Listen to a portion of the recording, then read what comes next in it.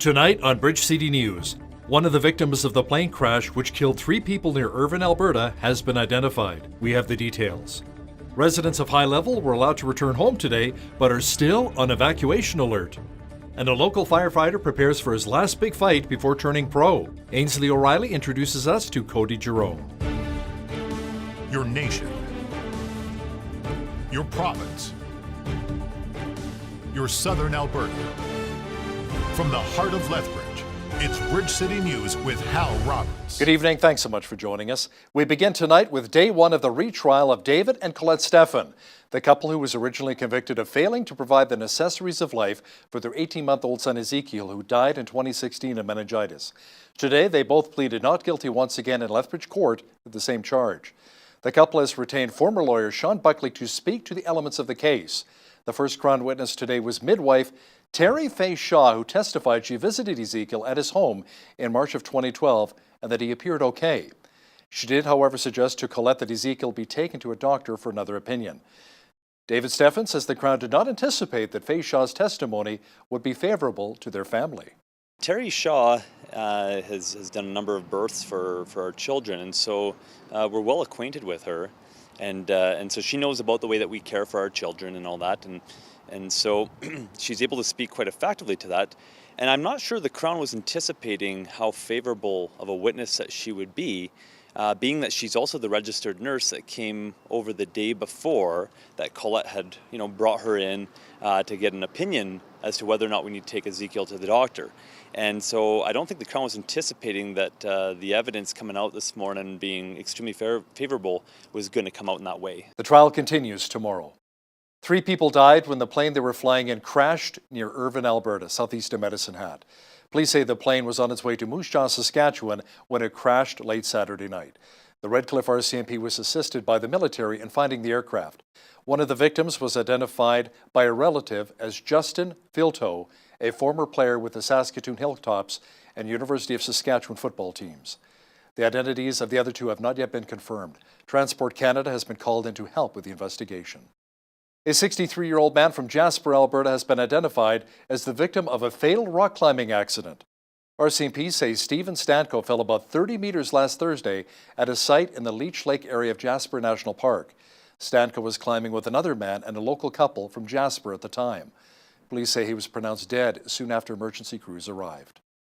Residents of High Level were allowed back into their homes today for the first time since a mandatory evacuation order was issued 2 weeks ago due to a wildfire. Entry gates from the north and east end of High Level opened at 10 o'clock this morning. High Level Mayor Crystal McAteer says while the mandatory evacuation order was lifted, an evacuation alert remains in place. That means residents should be prepared to leave on a moment's notice if the fire threat returns. The Chuckegg Creek fire, which has been threatening the area, is the largest wildfire in the province and has now grown to 2,800 square kilometers in size. The newly elected United Conservative Party has put a moratorium on new supervised safe consumption and injection sites as it reviews existing facilities across the province. Reports say the funding has been cut to planned new sites in Medicine Hat, Calgary, and Red Deer. Cypress Medicine Hat MLA Drew Barnes says many of his constituents he spoke with had concerns about a safe consumption and injection site for the gas city. Yeah, well, first and foremost, Hal, they're very concerned about any people and any families affected gravely by addictions, and they really want to help. But they absolutely do not believe that the $2.9 million that this injection site is going to cost is the best way to truly help fellow Albertans and the best bang for tax dollars. What they'd like to see instead is more counseling, like street counseling. They'd like to see more trauma information. They'd like to see more detox information. And, this was kind of thrust on us by the NDP government in their last month or two. And Medicine Hatters want to be involved in truly helping their fellow citizens. The Lethbridge Safe Injection and Consumption site known as Arches opened its doors on February 28th of last year. It was a community kickoff celebration for the 2020 Alberta Summer Games today. The event, which will bring in around 2,800 athletes aged 11 to 17 from across the province, will take place July 23rd through the 26th of next year. The Games manager says there is a lot to be excited about. There's some great athletes that come in from out of town, locally as well, that play. It's definitely a stepping stone. Some athletes could potentially have gone on to national events, Olympic events as well, past games and stuff. There's some great athletes. There's some great people that get involved. The coaches are, meanwhile, they're in it for the right reasons. The Alberta Games is one of the higher events, more elite events in the province. There's some great kids, smart kids, kind kids as well. This will be the third time Lethbridge has hosted the Alberta Summer Games. The last time was in 2012. More than 24 youth jobs have returned as a popular Canadian restaurant made its comeback in Lethbridge today. Harvey's on Mayor McGrath Drive reopened its doors after a year of being closed to the public. Business Development Manager for the chain, Josh McKay, says the closure occurred during a transition from private to corporate ownership. Really excited to be back here in Lethbridge for our Harvey's location. We've worked really hard to get the location reopened. Unfortunately, we were closed for just over a year with our franchise business partner. Took us a little bit of time to get reopened, but we finally made it back. We're happy to be here. It's our 27th location in Western Canada. We're going to bring things bigger and better here in Lethbridge. McKay adds that the youth who are hired after Alberta's $13 youth wage kicks in will start at $15 an hour. If you haven't already done so, today was the day to pull your bike out of storage. Bike Bridge and Environment Lethbridge hosted their annual Bike to Work Day event. It celebrates cycling as a healthy, fun, and viable option for commuting to work. It is used to promote, inspire, and empower residents to take their bike to work. Bike to Work Day is an opportunity for people to leave their cars at home and bike to work. So for the first time, we've sort of offered people the opportunity to sign up. We'll be giving away some prizes for those who participate. We've got a couple dozen people who've signed up, some people who bike to work all the time, and a number of people who are brand new and are trying something for the first time. They're promoting it on social media, tagging themselves with pictures of their bikes and their routes to work, which is really great. Different Bike to Work day and weeks occur all across Canada, and in some places they've been going for years and years, but it takes a little time to kind of build it up. So we're hoping, if we offer it again next year, we'll see those numbers increase. According to Stats Canada, since 2017, the number of people that ride their bikes to work has risen 31.5%. There's so many forms of martial arts being taught throughout our city, but one man is on the verge of going pro in Muay Thai. Cody Jerome is preparing for his first amateur fight this month in Montana. Video journalist Ainsley O'Reilly is following him on his journey to the next level. Cody Jerome isn't afraid of hard work. He's never been knocked out, holds a record of 16-6, and is the IKF amateur middleweight world champion. For fight camps, I get up in the morning, train hard for a couple hours in the morning, rest, then train hard for a couple hours in the evening. You really, as a coach, you kind of know what to expect from Cody, it makes my job a lot easier. In the ring, he's known for his grit. I'm a pressure fighter. I like to put the pressure on guys, wear guys down, pick them apart as the fight goes on. June 15th will be his final fight as an amateur, something that's well overdue. I've been fighting at a high level for quite a few years now. I could have went pro quite a long time ago, but just the opportunity wasn't there here, right? Now, thankfully that it's coming along. Cody is very aggressive, so I know that he's going to come out, put the pressure on his opponent. We're looking to get a stoppage, all right? So when he puts the pressure on his opponents, learning to set up those combinations, to kind of set up more of his power shots, because at this point in time in his career, he's able to use his aggression. This isn't the last you'll see of Cody Jerome, and he's going to make sure of it. I want to be, in the future, my goal is to be the name, like the big name of kickboxing in North America. I want to, like, when people talk about kickboxing and Muay Thai, I want them to know my name. Like, the first thing they bring up is, oh, did you see Cody Jerome's last fight, right? That's what I want. For Bridge City News, I'm Ainsley O'Reilly. A summer camps charity is taking the Trudeau government to court after being denied funding through the 2019 Canada Summer Jobs Grant Program. The charity, known as Bible-Centered Ministries, runs a Bible camp in Peterborough, Ontario, and another northeast of Halifax, Nova Scotia. For over a decade, BCM has received Canada Summer Jobs grants, using the funds to hire high school and college students to work at its camps. Service Canada claimed the group failed to demonstrate that it had implemented measures to provide a harassment and discrimination-free workplace, so therefore their application had been denied. The group taking Ottawa to court will be represented by John Carpe and the Justice Centre for Constitutional Freedoms. The federal Liberals stirred up a lot of controversy last year with their attestation saying that if organizations did not agree with their stand on pro-choice and LGBTQ, no funding would be coming forth through the Summer Jobs Grant Program. Ottawa has since softened its stance. Prime Minister Justin Trudeau said violence against Indigenous women and girls is a sad relic of Canada's past and the justice system failed them. He stopped short, however, of calling the deaths a genocide despite being called out to do so. A new report of the National Inquiry into Missing and Murdered Indigenous Women and Girls was released, calling the issue a gender-based genocide. Trudeau said his government will study the report and develop a national action plan addressing issues including violence against Indigenous women and girls. Today, I am humbled and grateful to receive this report as we conclude one chapter of this painful story. It's a story unimaginable to most Canadians, and yet, for too many, is a heartbreaking reality. Many of you have spent the last few years courageously speaking of your loss and reliving incredible pain. To all those who spoke up and gave such powerful testimony, I want to thank you deeply for your bravery, and I hope that today you can take a new step in your long journey of healing.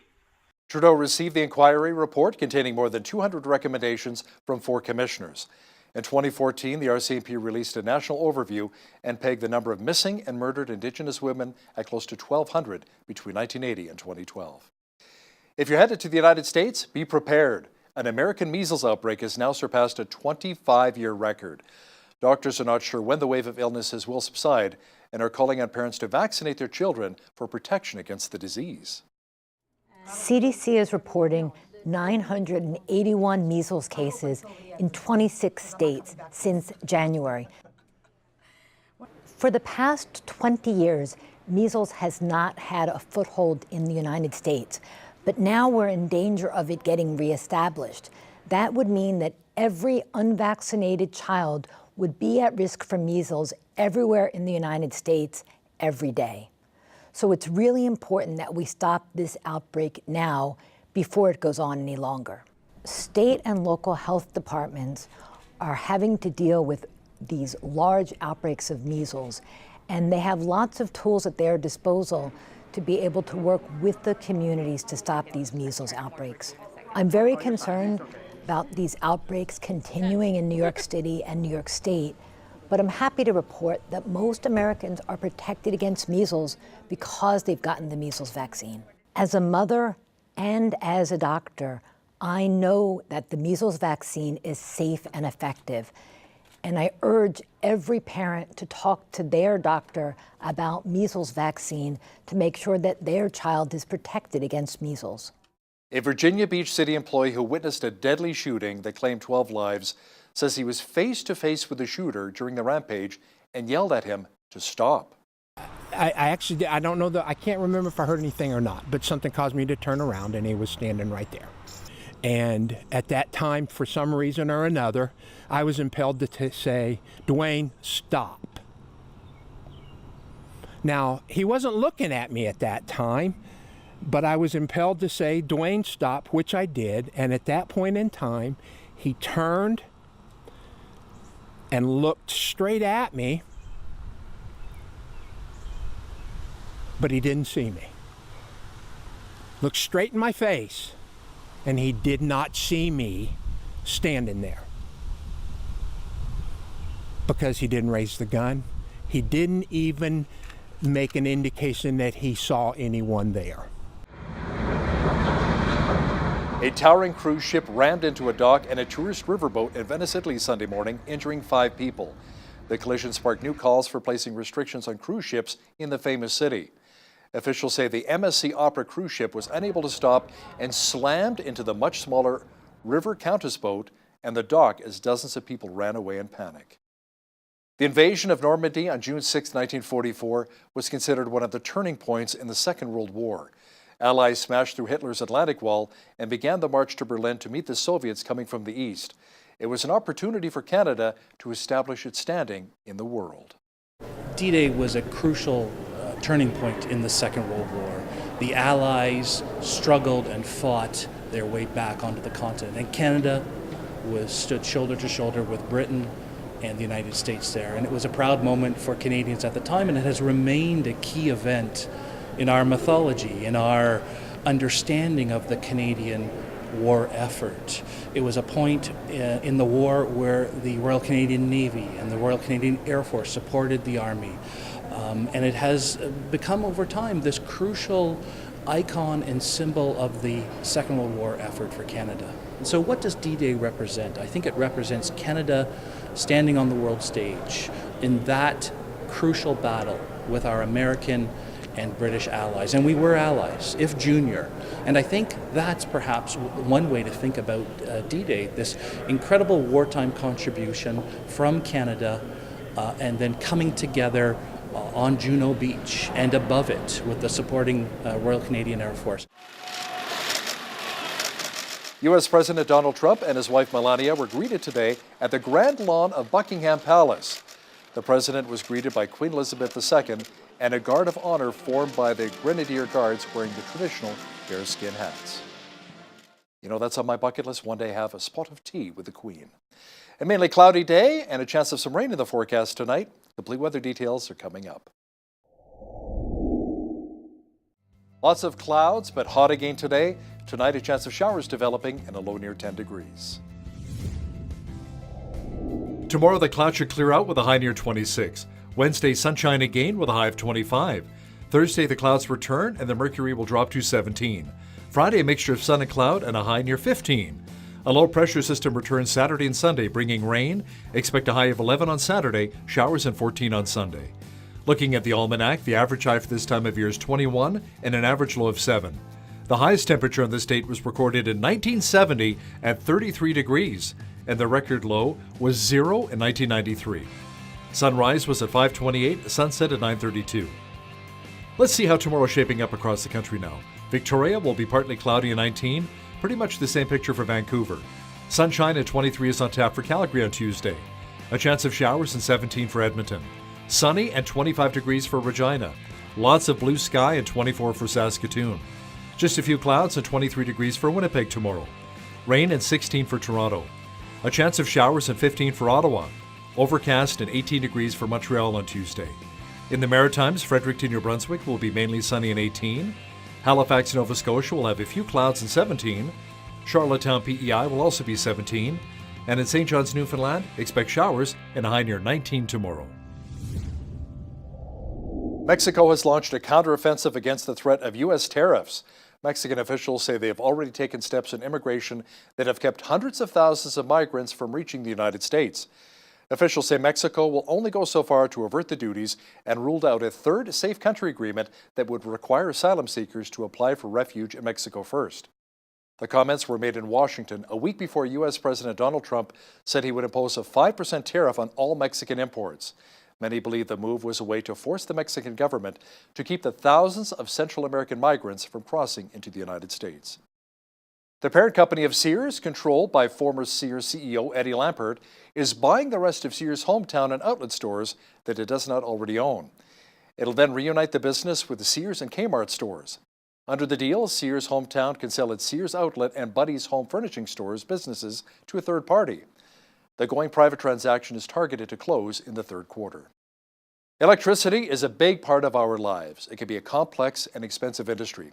Evan Barry is the executive director of the Independent Power Producers Society of Alberta, and he says our country has a target of eliminating coal-fired electricity, especially since so many plants are now using natural gas. Alberta, as you may appreciate, does not have the topography for large-scale hydro like BC or Manitoba or Quebec does. So we are bound in the foreseeable future to be producing electricity from coal and natural gas. But our members are migrating towards natural gas generation, in part because of carbon policy, but also because just the natural attractiveness of softening natural gas prices. Catch my full interview with Mr. Barry as he also explains your power bill, including things like rate riders and transmission surcharges. That's coming up after business news. Canadian TV viewers will soon have another streaming option on their plate. Amazon says it plans to make its Amazon Channels platform available as an add-on to its existing Prime Video subscription. The service will offer 12 channels of on-demand and live television that customers will be able to purchase on an a la carte basis. Many of them, including Super Channel, have not been available to stream in the past. The selection will also feature channels like Stars, but will not include HBO Canada or Showtime. Now, here's a look at today's markets.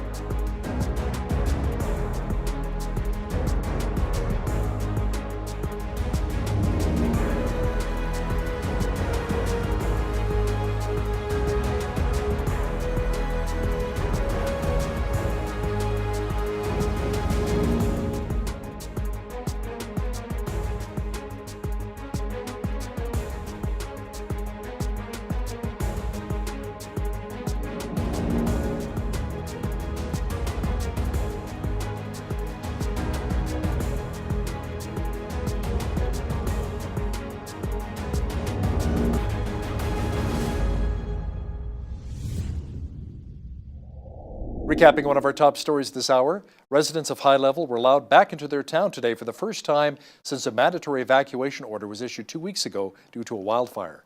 Town officials say while the mandatory evacuation order was lifted, an evacuation alert remains in place.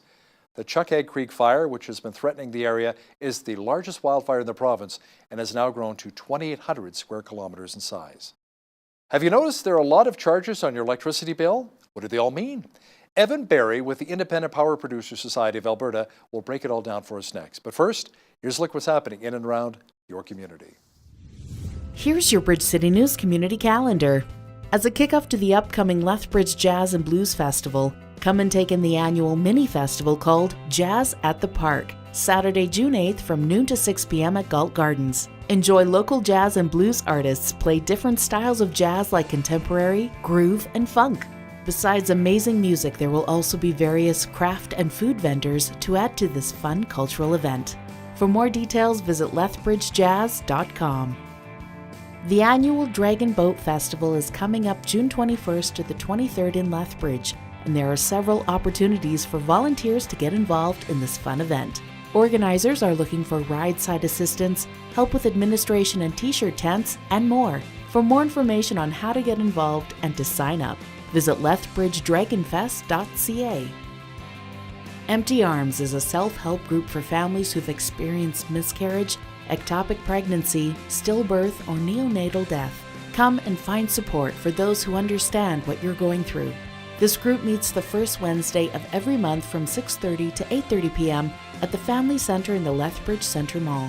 For more information, call the Family Center downtown at 403-320-4232.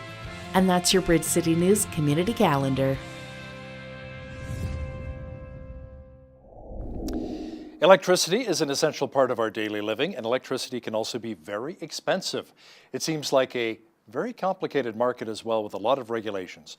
Joining me now from Calgary to discuss this is Evan Barry, Executive Director of the Independent Power Producers Society of Alberta. Evan, welcome to Bridge City News. Great, thank you for having me, Hal.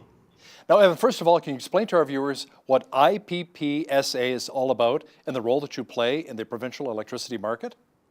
Yes, we're the trade association of Alberta's power producers. So most of the province's power supply are members of IPSA. Our members compete to serve Alberta's power consumers in the open electricity market and own and operate coal plants, gas plants, wind farms, hydro, some solar, you name it. Now, the former NDP government was moving toward a capacity market. Can you explain what this is and how it actually works? Sure. It may be useful for me to begin with describing the market we have today and then explaining the capacity market afterwards. The market we have today is similar to most commodity markets in that price is what signals generation to get built. And in that price, we recover all of the fixed cost of a power plant and the cost to produce each megawatt hour, being the variable cost. And the price provides for all of that. It signals the need for new supply, and it compensates again for the production of the product, much like oil or grains, livestock, cattle, you name it. Any kind of open market operates the same way. A capacity market intends to split the two revenue streams, the fixed cost in one market, and then when the plant is constructed and operating, the market for the energy that those plants produce. So it's intended to achieve, again, downward pressure on price through competition and the same attraction of new supply, but through two different mechanisms, if that helps explain it. So if I understand it correctly, a capacity market would supply more electricity. Would it be at a higher cost to consumers, though? Well, it would provide the same amount of electricity, just it signals the need for it a number of years in advance. So a capacity market would happen in 1 year for a delivery period 3 years later. And that gap of time allows any new plants that are required to be built to meet that demand to actually get constructed. So the fixed costs are established through one market, the capacity market, in 1 year for production of power 3 years in advance. And then when the power is needed in that delivery year, the energy market compensates for the production of that power. So it doesn't really intend to create new costs for consumers, but rather allows for more predictable development of supply in the future. It does have some different dynamics than the current market, but that's generally the intent of the design, is to attract supply in a predictable manner in the future. Yeah, we want to see more electricity suppliers enter the Alberta market, which would hopefully increase competition and supply and potentially lower our electric bills. Other jurisdictions have tried the capacity market. Has it led to more businesses investing in electricity generation? Well, first of all, I'd point out that the market in Alberta has some 40 competitive suppliers already. We've been operating the spot market here for some 23 years. We've seen the downward pressure on price through competition, the provision of new services, and the provision of choice to consumers through retail contracts and so on and so forth. So yes, it does. The capacity market does exist in other jurisdictions. Any market, of course, attracts new investors if the price is sufficient enough for them to determine that they can make a go of it in the market. We've seen those new investors come to Alberta and offer competition and choice already. This is just a different approach to achieving the same goal of reliable supply with the downward pressure of competition on market prices. So Premier Jason Kenney will soon be making a decision to keep or drop the proposed capacity market. What are the other options? Could we return to the regulated market we had before 2000? Well, I would guess pose the question or pose a response this way is the open market has attracted supply. It's enabled us to build sufficient supply to meet the fastest growing demand for power in North America over the last 15 more years, and has produced downward pressure on price. So if we have a market that's successful, and we have the shift of investor risk onto producers, it's producers who compete to serve consumers. When you migrate to other constructs like the regulated regime, then the central planner is making decisions on behalf of consumers for the life of an asset. In other words, what if the central planner decides to enter into contracts or re-regulate the marketplace and picks a technology that, again, obligates consumers to pay for that technology for the life of the asset. That doesn't allow for efficiency over time. It doesn't encourage the latest and greatest technology to come, as we've seen in Alberta, in the open market. So I would question, if we have a market that's successful, that's seeing price that's below the cost of new supply, that means there's value to consumers already. Re-regulating the market introduces new costs and new risks to consumers. So Evan, what needs to be in place to ensure a profit can be made by businesses who would be investing huge amounts of money to build new electricity plants? Well, we're looking for, and any market needs this, it needs a level playing field, it needs appropriate rules in place to ensure that the market and investors have the confidence that they can compete and have a chance to recover their costs over 20 years, that the rules won't change too much after they've made those investments. And just as I mentioned earlier, our members have invested some $20 billion in new supply to meet, again, Alberta's growing economy, have done so. And we'll look to the government to create a stable enough regime that allows them to compete to recover those costs over the life of the asset. That gives investors confidence to keep investing, which many of our members have done so. Premier Jason Kenney's also talked about cutting a lot of the red tape to help business owners flourish. Do we still have a problem with red tape and environmental hoops that businesses have to jump through? Well, we think there are quite a significant degree of agencies that have a role in our marketplace. Our industry has some 6 different agencies involved in various parts of the business. We see cross-threading. We see a number of them appearing in hearings where one agency takes a second agency before the third agency. So we definitely have some concerns about cross-threading, overlap, duplication of mandates, and we would definitely see there is room for improvement in aligning the agencies that oversee this market and reducing it. Of course, all those costs and all those bureaucracies end up being paid for by consumers on their bill. Again, we think there could be a lot of work done to reduce that impact on consumers' bills. Now, can you comment on the close to $2 billion in losses the Alberta Balancing Pool has incurred with its controversial power purchase deals?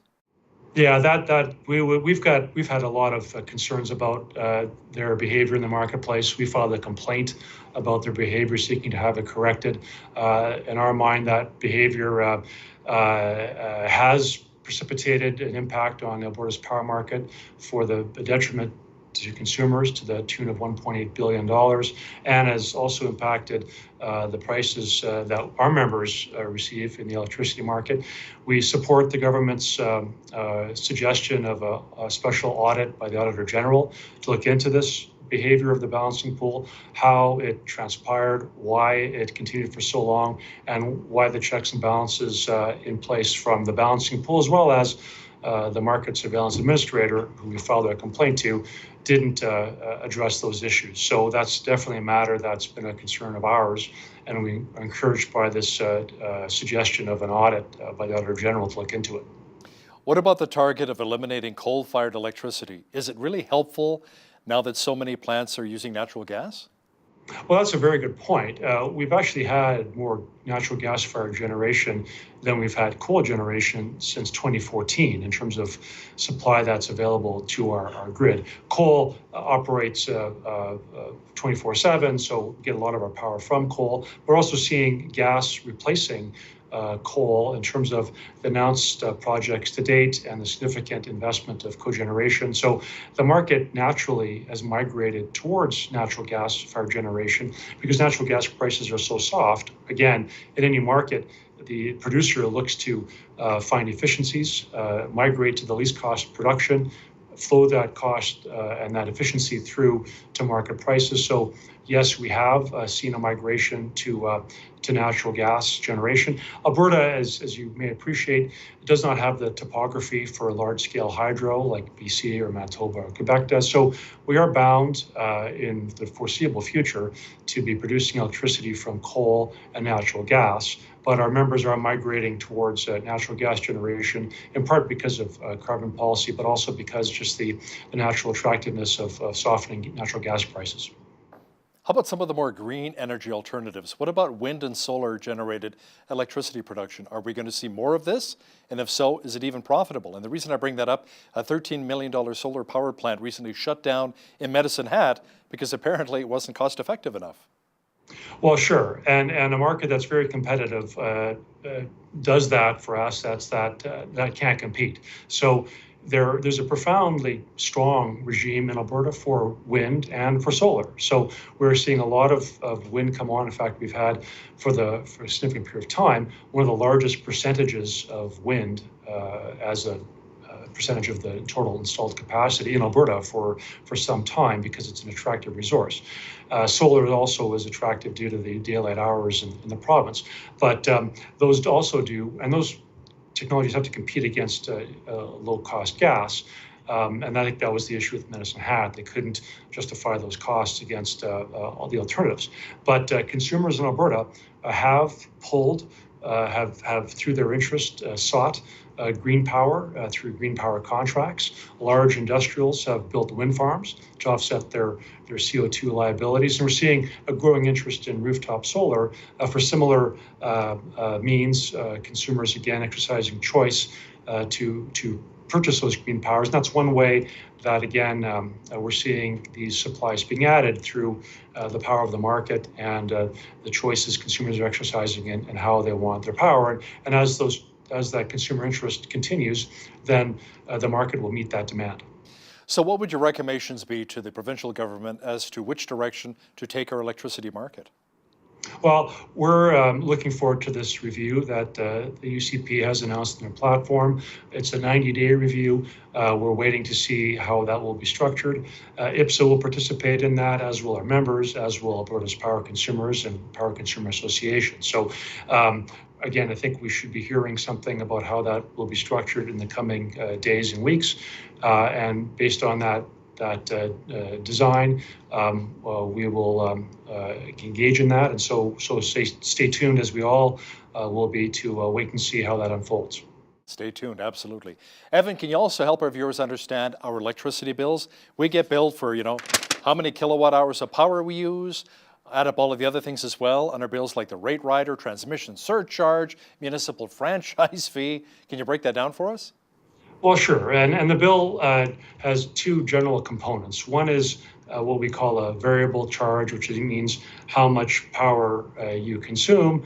That, of course, determines how much energy you consume, and there's a cost on your bill for that. And then the remaining charges on your bill are generally a fixed charge, meaning the cost of wires to get the power to your home. On top of that, there's some taxes, but the access fee is what the local municipality charges you for the right of the wires owners to be on their land. So that's not necessarily associated with the direct production and delivery of power. That's what municipalities are charging on top of that. But the bill, while complicated, was designed to be transparent. And there are a number of items so that consumers can not just see one number and look at it as a black box, but you can see, for example, on the energy charge, how that's relating to wholesale prices, which is kind of our world, and look to that market to see how it's performing. And then you can also examine the bill and see that fundamentally for most consumers, the cost of delivery is larger than the cost of energy.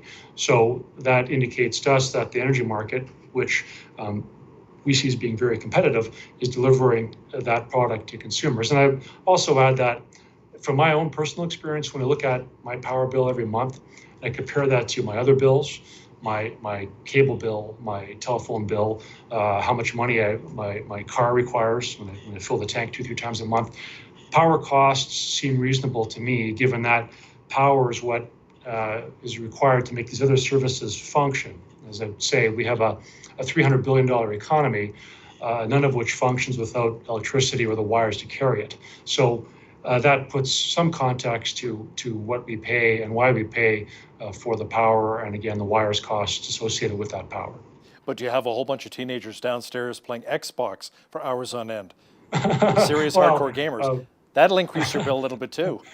And that's a little bit beyond my hand. That's what I would call, again, demand-driven cost of electricity. The more you consume, the more the energy charge will increase. So that's a matter for you and your teenagers, I guess. Not nothing I can help you with there on that one.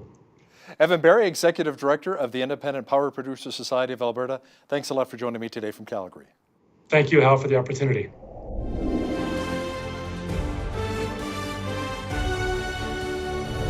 So what comes to mind when you think of motorcycles? Some people think of biker gangs, others maybe accidents, while still other people may think of the wind in their hair and the freedom of the open road.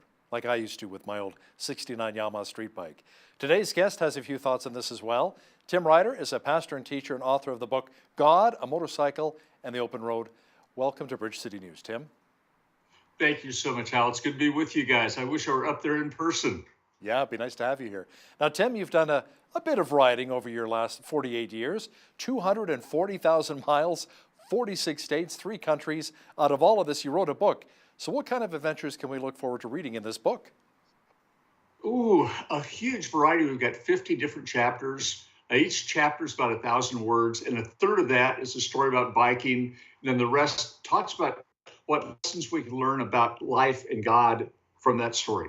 Things like walking into a bar and getting scared to death, being roused by a cop in a park in Groton, Connecticut, being chased for probably 20 miles by a mad motorist. Wow, that's amazing. Now, when you ask people why they enjoy riding, a common answer is, well, it's the freedom and adventure. Now, do you think there's something that the Creator really instilled within us, why we enjoy riding so much? I think so. I need mountain and outside fixes regularly. And I think the reason for that, you see God much more clearly in nature. And when I'm up in the mountains, like that road from Banff up to Jasper, it just absolutely astounded me. Or the Going to the Sun Highway in Glacier. You see God, and you're not in this protective steel cage. You're right out in the midst of it. You get all the aromas, the sights, 360 degrees of being able to see God's glory. When we're in the city, we see man's production. When we're on a bike out in the woods, in the wilderness, we see God's. And I prefer the latter. Now, my first set of wheels, as I mentioned, was an old Yamaha street bike. I used to take it from my hometown of Calgary to McKay's Ice Cream, 52 flavors in Cochrane, Alberta. It was a lot of fun, an amazing time. And yeah, I did spill a little bit on myself. Now, how and why did you get into riding a bike? It's looking back, it had to be a God thing. I was before my senior year in college, that a neighbor had his little Honda Trail 90 for his kids. So he had to go pick them up. And he said, Tim, you want to come along? And it was a boring day, so I did. And Hal pushed and pushed to get me to ride the bike. It was a big dirt track. I had no interest whatsoever. Finally, just getting to shut up. I said, okay, I didn't know how to shift or anything. I got back and said, well, did you shift? I said, oh, yeah, of course I did. No idea what to do. And it was okay. It was nice with the wind in my face. And then the next year, we're in the midst of finals week. And we went out to see Easy Rider. It was 1970. And we were going to take a trip to Canada. One of my senior year roommate, another roommate had moved up to Canada in Kamloops. We're going to go see Ron and work for a TV station there. It turned out that Mark ran out of money, and I got in an accident in my car. And then we saw Easy Rider, and I thought, I like that. That looks like that freedom of the open road. You're in the midst of nature. And so I saved a little bit of money, bought a 350 Honda Scrambler, blue, and took that to Canada, month-long trip. And that absolutely hooked me. It changed the course of my life. I don't think that ride around the dirt field on Little Trail 90 would have ever done it. But seeing Easy Rider got me into the trip. And that trip was transformative to see God's glory. What's ironic, I wasn't a follower at that point. I grew up in church, got away. And this is that time of searching. It was about 5 months after that trip that I finally came back to God. And that trip on the bike played a key role. Now, in your opening chapter, you quote Psalms 45, 3 through 4. Ride majestically, ride triumphantly, ride on the side of truth. Why did you choose that? A friend of mine gave me that verse. He's from the outside of Calgary, Murray Pura. He's a pastor, an author, and a neat guy. And I love the last part about ride on the side of truth. Here's one of the stories from the chapter. I was living in Taos, New Mexico then. A friend in West Lafayette, Indiana was getting married. So I rode the bike out, and I was coming back across the Kansas plains, wide open. And I pulled up and passed this car with a girl and a lady driver and a couple of daughters in it. And she was being followed by 2 guys, maybe 3 guys in the car. She looked scared to death. So I pulled ahead and just waited, stayed close. They would let her pull ahead and then pull ahead. She pulled into a rest area, thinking that they stopped, waited, she came out. Finally, she pulled off to the side of the road. And I'm not a big hero. I'm not a mixed martial arts type guy, but I couldn't not do anything. So they had stopped. The guy started getting out of his bike, out of his car. I stopped the bike. I threw my leg over. I'm this long-haired hippie biker, and it looks like a chopped bike. It was a stock 750 Honda, extended front end with like an Easy Rider paint job, kind of like this. And these guys saw this long-haired biker get off. They jumped back in their car, spun, did a 180 across the dirt median, and were never seen again. So I think we need to, whenever we can as followers of God, do we can to support people, especially those that are more vulnerable than she was. And I didn't want to scare her even more, so I stayed in the bike, let her pass me, and she gave this nice little appreciative wave. Never saw her again. Never saw the guys never followed her, at least at that point. By the way, that helmet reminded me a little bit of Evel Knievel. Now, what lessons does your book have for those who do not ride motorbikes? A couple of them. One of the things I found that people who have friends or family members that ride are loving it. They get an insight into what thrills them, what their loved one enjoys about it. A lot of them being given as gifts to those people. But I think the key is there's an entrancement with motorcycles that permeates a lot of people if you don't ride. A lot are scared to ride. They've kind of toyed with the idea, but they just never have. And it gives them an insight into what it means to be out in the middle of God's glory, in his creation, and what the people they know and love think and love. Now, you said in a big trip in 1974 was to find America. What did you discover during that trip? You know, a lot of things. I discovered that Americans were much better than I ever thought. This is the height of Watergate. The Vietnam War was still going on. It was a country in turmoil. Cities were burning with race riots. And I was kind of a little bit scared taking a bike that was painted like the Easy Rider bike across the country. I went to the South. And I remember what happened to two guys in Easy Rider at the end. It wasn't good. And I discovered people were so helpful. I had one couple outside of Boston invite me to stay in their house for a couple of days and tour. That he leaves work the next morning. His wife and 5-year-old son are there all alone with this long-haired hippie biker. Totally astounded me. I found the biggest problems I had were from law enforcement who didn't trust motorcyclists. It was right at, like I said, Watergate was coming to a peak, and I went into the Rhode Island State Capitol. That was the first colony to have full religious freedom, and you could see the charter signed by the King of England. I'm a history geek. I was a history major at Pepperdine, and I missed the last tour of the day. And I'm kind of complaining to the guy in Moding. I said, I'm a history guy. I'm a school teacher. I really want to see it. Well, I'll tell you what, wait till the tour's over. I'll give you a special trip back. So he took me back into the room where they put it away. There was a teletype machine. And as I'm reading it, the teletype goes off. Nixon was scheduling a speech for that night. He'd called Vice President Ford back to Washington. The word he was going to resign. And I saw the American system worked. It's that grand experiment in democracy, which had never been done at that level before, not even in Rome and the Greek city-states. It was working. And so it was a combination. The system worked, the people worked. I had so many invite me into their homes to stay. You pull up to a rest area and you've got your gear packed, and this is more back in the 70s, but even still today, people talk if you're on a bike. If you're in a car, they ignore you. You're one of a million. They see you in the bike and say, hey, where are you from? Where are you heading? Did you ever stay at many of those KOA campgrounds? I did a few of those trips myself. I did. Most of the time, I just find a place. I just graduated from college. Well, I was teaching at that point at a small Christian school, didn't pay a lot, so I was saving money. And I wouldn't even go KOA most of the time. I'd find a little place on a little bitty side road where nobody could see me. Sometimes in a rest area. Every so often I get a hotel room. And stayed with family and friends. Probably out of the 60 days on the road, probably 10 were under a roof. Now, Tim, you've been riding for close to 50 years. What frightened you the most over these years of riding? Any nasty spills? Yeah, I've been fortunate on that. The only time I went down, I had a bad back. I put a brand new tire in the back, and I'm going around a corner that wasn't even full 90, just 135. And so I went down, I was going like maybe 5 miles an hour, didn't get hurt. But the scariest, on that night that Nixon was resigning, I pulled into Groton, Connecticut, and it was either get a hotel room with a TV or go to a bar. Being a poor teacher, chose the bar, walked in a place called the Grotto. And as you walked in, there's a hallway going down both sides. And being right-handed, I just got a natural turn to the right. It was really dark. Walked around the wall where it opened up into the bar.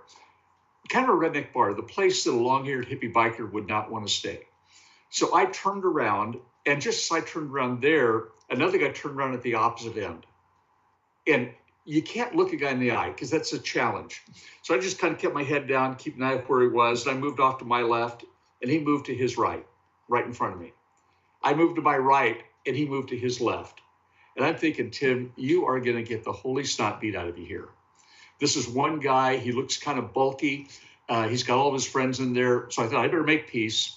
So I said, hey, I don't want any trouble.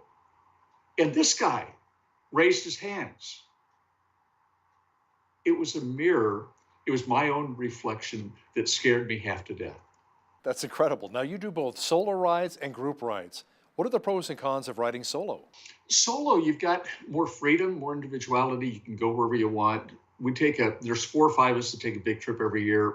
And where we go is kind of a group consensus. You figure it out. I love to fish. So on the solo trips, if I'm near a trout stream, I can throw in.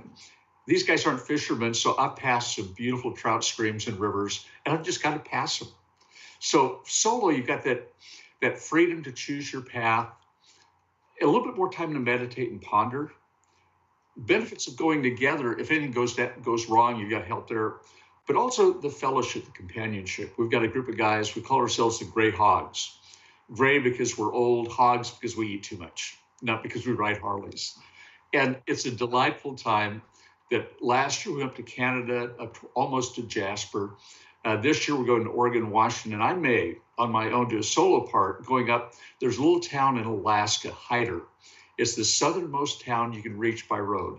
And some bikers from Pennsylvania, we were in North Dakota last year, told me about it. So I may go shooting on up to Prince George, then over to Hyder and bag. That'll be state number 47 on the bucket list of 50 states on 2 wheels. Now, your book, which is called God, a Motorcycle in the Open Road, also talks about a time when you think angels helped you out. Tell me a bit about that. That was also in Canada. I love that country.